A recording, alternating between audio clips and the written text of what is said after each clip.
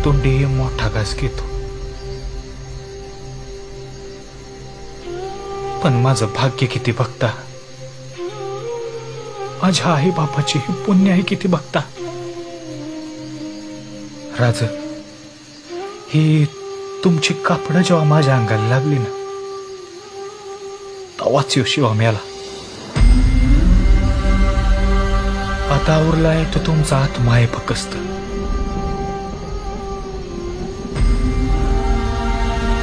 राजा तुमच्या ध्यानात येत नाही, पण मला स्वर्गाचं दर दिसतंय. हो, अजून काय पाहिजे माणसाला?